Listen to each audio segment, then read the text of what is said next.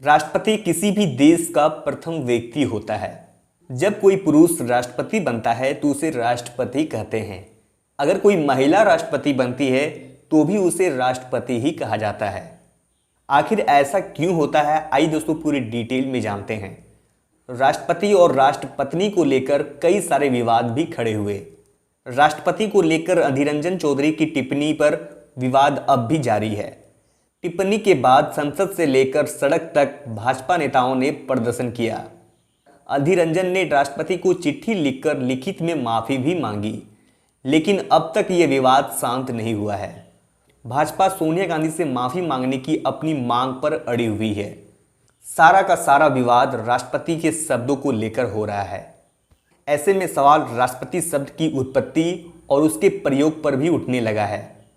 आखिर में आप भी जानना चाहते होंगे कि देश के राष्ट्रीय अध्यक्ष को राष्ट्रपति ही क्यों कहा जाता है, तब भी जब इस पद पर कोई महिला आसीन हो। इसकी शुरुआत कहां से हुई और इसका इतिहास क्या है, आइए दोस्तों जानते हैं। अगर इतिहास की बात करें तो राष्ट्रपति को अंग्रेजी में प्रेसिडेंट कहा जाता है। इस शब्द का प्रयोग पहली बार अमेरिका में शुरू हुआ था। ये शब्द फ्रेंच और लैटिन से मिलकर बना हुआ है। इसके दो अर्थ होते हैं, पहला अध्यक्षता करने वाला और दूसरा सर्वोच्च। अमेरिका की तरह कई अन्य देशों ने भी इस शब्द का प्रयोग किया है। भारत में भी देश के सर्वोच्च पद के लिए अंग्रेजी में प्रेसिडेंट और हिंदी में राष्ट्रपति का प्रयोग शुरू हुआ है। संविधान सभा में राष्ट्रपति शब्द को लेकर काफ़ी चर्चा हुई थी। तब भी कहा गया कि अंग्रेजी में प्रेसिडेंट तो ठीक है, लेकिन हिंदी में राष्ट्रपति शब्द का सही नहीं होगा। यह भी चिंता जाहिर की गई थी कि अगर कोई महिला इस पद पर आसीन होगी तब उन्हें क्या कहा जाएगा। तब राष्ट्रपति शब्द की जगह राष्ट्रनेता, राष्ट्र कर्णधार, राष्ट्र का प्रधान जैसे कई शब्दों का सुझाव दिया गया। हालांकि किसी पर भी सहमति नहीं बन पाई। अंत में जवाहरलाल नेहरू ने अंग्रेजी में प्रेसिडेंट और हिंदी में राष्ट्रपति शब्द पर मुहर लगा दी। प्रतिभा पाटिल के रूप में जब देश को पहली महिला राष्ट्रपति मिली तब भी इसको लेकर विवाद हुआ। कई लोगों ने राष्ट्रपति शब्द को लेकर सवाल खड़े किए थे। तब प्रतिभा पाटिल ने बहस को ज़्यादा भाव नहीं दिया। उन्होंने यह कहकर विवाद को शांत करा दिया कि वह राष्ट्रपति ही कहलाना पसंद करेंगी। तब यह बहस वहीं थम गई थी। अब आपको ये भी बता देते हैं कि पति शब्द का आखिर मतलब क्या होता है। यहाँ पर पति पत्नी का शब्द का प्रयोग नहीं किया गया है, हालांकि कुछ मायने उससे मिलते जुलते हैं। राष्ट्र तक तो सब ठीक है, विवाद पति शब्द को लेकर ही है। भाषा के वैज्ञानिक कहते हैं कि पति शब्द का अर्थ स्वामी या मालिक होता है। कई पौराणिक किताबों में प्रजापति, वाचस्पति, भूपति जैसे शब्द मिलते हैं। पति शब्द का इस्तेमाल उन जगहों पर होता है जहां मालिक के तौर पर किसी शख्स को दिखाना है। करोड़पति और लखपति जैसे शब्द भी इसी तरह हैं।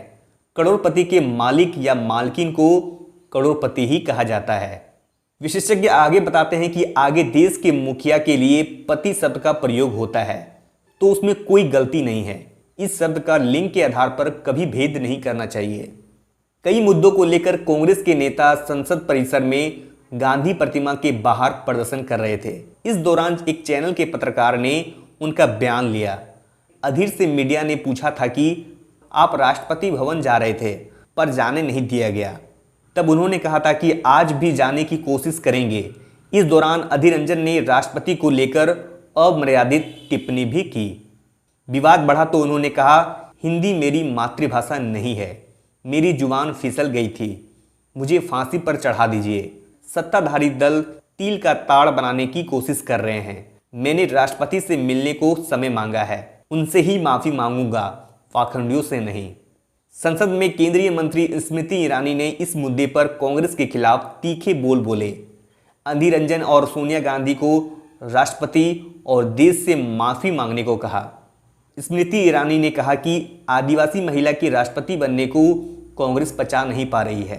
हालांकि दोस्तों समय समय पर ऐसे विवाद हमेशा देखने को मिलते रहते हैं। राष्ट्रपति और राष्ट्रपत्नी में अंतर समझ में आ गया होगा। आखिर क्यों हम किसी राष्ट्रपति को राष्ट्रपति कहते हैं, ये भी आपको समझ में आ गया होगा। दोस्तों ये छोटा सा वीडियो अच्छा लगा हो तो प्लीज़ एक लाइक कर देना। चैनल पर नए हो तो प्लीज़ सब्सक्राइब कर लेना, ताकि मैं इसी तरह आप सभी के लिए इन्फॉर्मेटिव वीडियो लाता रहूँ।